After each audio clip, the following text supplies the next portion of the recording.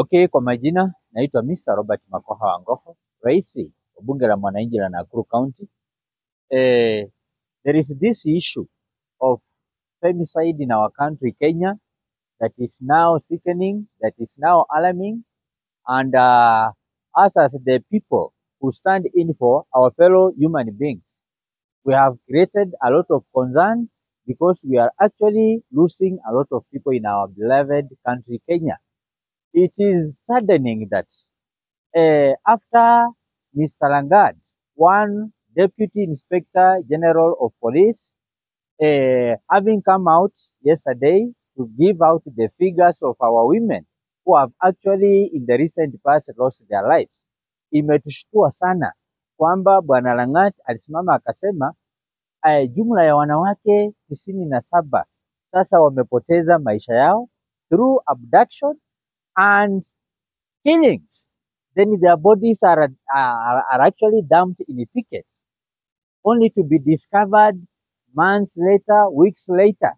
And now my biggest question is, if our women are known to be submissive, what about the notorious men who have been coming out in large numbers, opposing heinous acts, opposing unconstitutional activities by the government?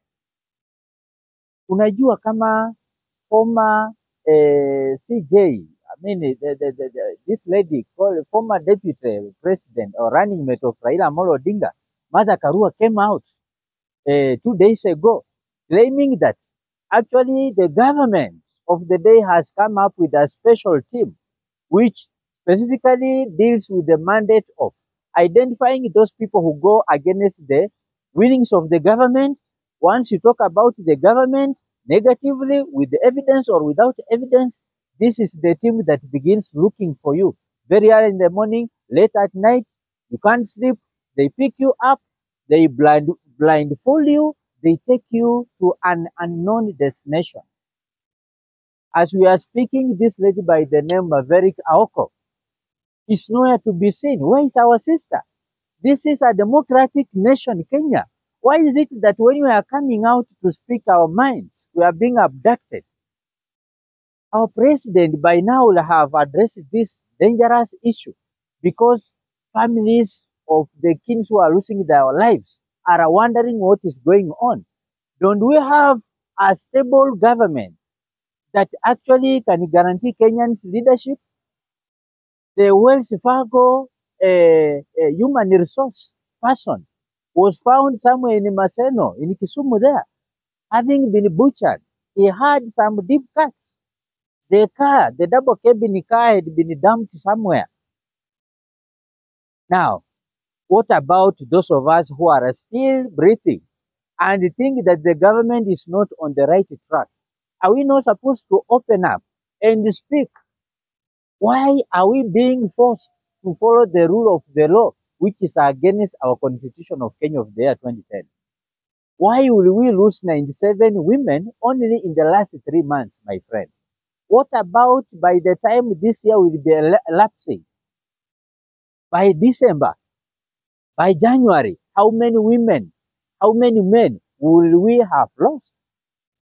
The other day, we just saw our 2 Muslim sisters wanateremka kutoka kwa lift, wanatoka nje, CCTV inaonyesha wanaenda kumuona mama yao ambaye inasemekana yako hospitali, wamewasiliana. Few minutes later, they are picked up by the vehicle that was waiting for them outside. Then, the following day, we are informed that these 2 girls had lost their lives. How now? Their bodies dumped at different destinations. Later on, we are also informed that the mother whom they were going to check on had also been killed and her body had been dumped in Machako somewhere. Brothers and sisters, did we elect the right people to lead us? I'm not saying so, meaning that I really elected for this government of the day. But let me assume that I elected these leaders who are in power. I don't need to suffer because of making a choice. Whether I voted for it or not, it is none of my business. Whoever that takes over the leadership should see Kenyans as equal people, speaking the same language. having a right to equal opportunities in the government. Why is the government using Safaricom as an entity to take the information of Kenyans, to track down Kenyans? Why can't the same government use the same energy while fighting terrorism? Why can't the same government use Safaricom information to track down the information of those people who are corrupt in our government of Kenya? Why are we losing people on a daily basis without knowing exactly who the person is? We better die, all of us, actually, but speak our mind. The other day, our brother Boniface Mwangi declared that he was going to organize for some marathon to declare, or rather to stand with the femicide victims who have lost their lives. This person aliingiliwa kwake mapema, watoto wanakula, wakasukuma chakula nini, wakachukua huyu jamaa kumfunga mikono at gunpoint. Wanamfunga ndani, wanampeleka yeye ndani. Alafu hata alioachiliwa after 24 hours. After wamejua hana ubaya. We are Kenyans. Why will we keep quiet when our brothers and sisters are dying? We must speak our mind. There is nothing wrong we are doing, man. Our security agencies are known to butcher Kenyans when they go out to exercise their civic rights, or rather democratic rights. When they go to the streets as provided for, the Constitution of Kenya, clause number 34 up to that 7, freedom of expression, picketing, assembly. When Kenyans go out, we saw how our brothers and sisters were butchered, just trying to fight for this great nation. It is amazing. It is surprising that the same unconstitutional document that we were fighting and so many Kenyans lost their lives, yesterday was declared by one CJ Koome that the finance bill of the year 2024 was constitutional. Was it not the same court that declared the same document to be unconstitutional? What has really changed? What about the people who have not received justice and they lost their kids? Where has the broad-based government assisted Kenyans? We are happy that the country is calm. But why all these killings that are going on every now and then? And when you speak your mind, you are kidnapped, you are tracked down using your Safaricom information, then you get lost. The family begins looking for you in vain. There is a school-going child or girl whose body was also found to have been dumped today as we are speaking.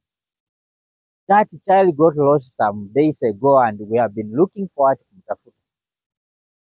Huyo mtoto wamepata yeye ashafariki dunia. Na sasa kwani Kenya yetu imekuwa ni nchi ambayo ni ya kuua binadamu wetu? My simple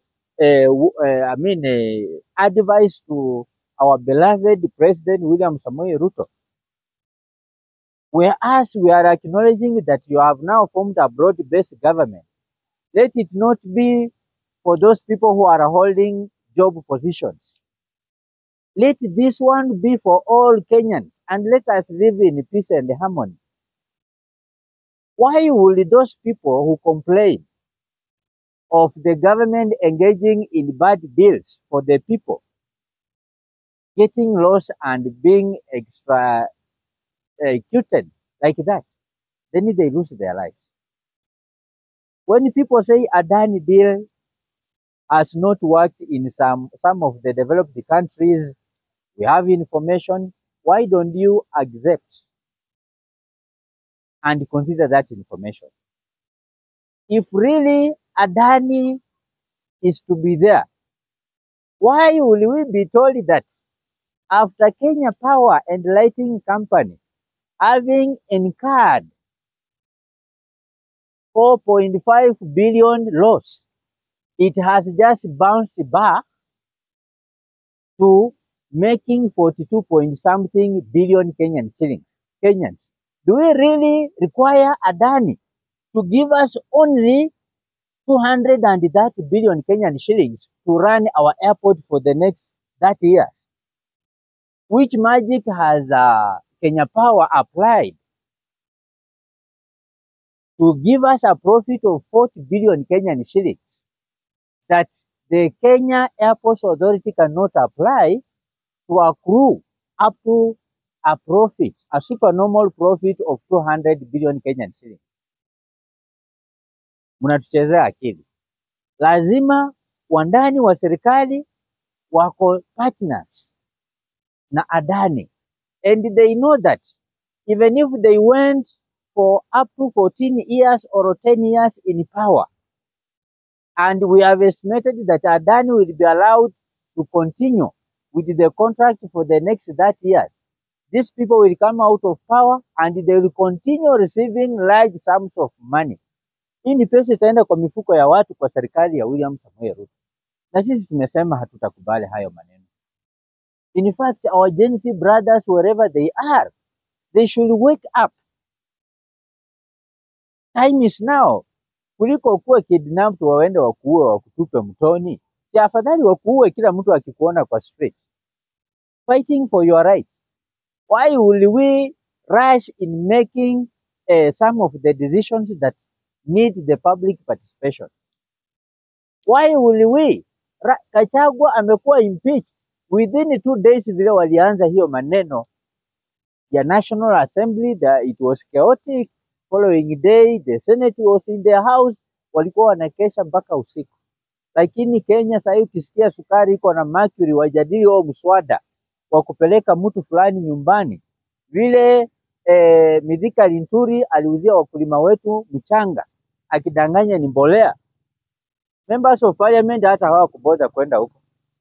Na hiyo ilikuwa ni issue inaguza wananchi wao, wamewapea kazi kwenda National Assembly. Na unakosa kwenda kuhudhuria hizo vikao.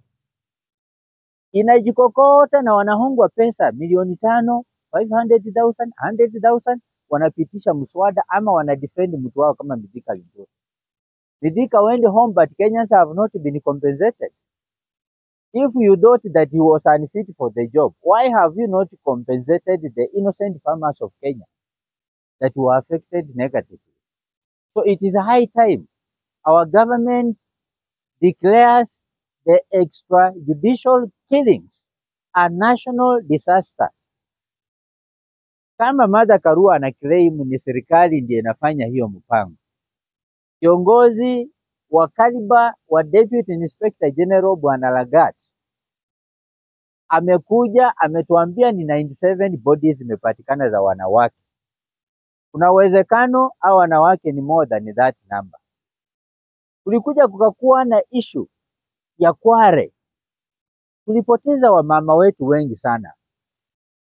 Lakini mshukiwa mmoja mwenye pia hata tulishuku huenda hakuwa ni yeye, serikali walikuwa wanafanya pengine mpango na yeye. Nasema pengine kwa sababu iwezekanaje mtu mahabusi mmemshika mmemweka ndani tena ati after 1 month ati amejifungua akatoroka akaenda? Could it be that Jumaisi was only used as a cover up? Then later on his deal was also sealed by being released secretly to run away. Because right now I have heard over the news that the Inspector General of Police is actually giving out, I mean the Directorate of the public whatever investigation was giving out some amount of money, a cash reward, to anybody with information leading to the whereabouts of Jumaisi. Kama huyo wanawake wetu waliuawa na huyo mjamaa, hiyo mambo hatujasahau. Shakahola wa mama wetu ndio walikuwa wengi waliuawa huko Kilifi, hatujasahau hiyo maneno. Saa hizi wanawake 97 wameuawa kwa miezi 3. Ndugu zangu, mwezi wa 6 ukifika, the 9th month ikifika, the 12th month ikifika, in a period of 4 months 3 times at 1 year, how many women will you have lost? And I repeat, if men are the ones who are normally notorious, and today we are being informed that 97 bodies of women have been found dumped in a period of 3 months, how many unidentified bodies of men who are missing have we discovered. Na President Ruto wakati alikuwa Kisumu akaanza kuuliza wananchi kama kuna mwananchi yoyote ambaye kini wake alipotea na hajampata abebe mkono. Wakati huo tulikuwa na wenzetu 41 hawajulikani walipo. Citizen TV has really played a very big role to identify the families whose their kids never returned home after the July demos. So far, has the government assisted in identifying those people, whether they are dead or alive, whether they are in prison, or they went back home and relocated to different areas away from those they were staying? So that is a matter of concern that the leadership led by our Honorable President William Samoei Ruto to take seriously. Kwa kweli mnatuumiza. Mmepandisha maisha, lakini hii pesa mna overtax wa Kenya, hatujaona vile hii pesa imetumika. Mbona msiprotect wa Kenya ambao makosa yao tu ni kusema Adani hafai kupewa? Kama Kenya Power imetengeneza profit ya 30 billion ama 40 billion in 1 year or 6 months, wacha tuibe strategy. Let us borrow a leaf from Kenya Power. Joseph Sirol atuambie strategy gani alitumia, tutumie upande wa airport, kuliko tupee mtu ambaye ako corrupt kutoka nchi ya India ati yeye akuja asimamie rasilimali yetu kwa muda wa miaka 30. Na hii leadership hata ikiondoka after 30 years, wenye wataingia watajua kwamba hapo ni mahali pa kukulia. They are likely to extend the contract period for this man. Huyu jamaa anaweza kaa kwa hiyo contract for the next 100 years. Na tutakuwa tumesink nchi yetu mahali pabaya sana. It is our generation that is going to suffer. Where is the money? We were being told that we were not going to borrow. Leo tunaambiwa ya kwamba ni foreign investors ndio walijenga the dual carriage ya Nairobi. Swali ni, for a given period of how many years? And how much was lost compared to what is looming to get lost at the Adani deal? Na ndugu zetu wanasmile tu. It is high time hata ndugu zetu Wajaluo nyinyi na Waluya na Wakikuyu mkuje pamoja. Mnadanganywa na impeachment ya Gachagua. Gachagua is a man who already made millions of shillings. He went home today, he remained in government, you gain nothing.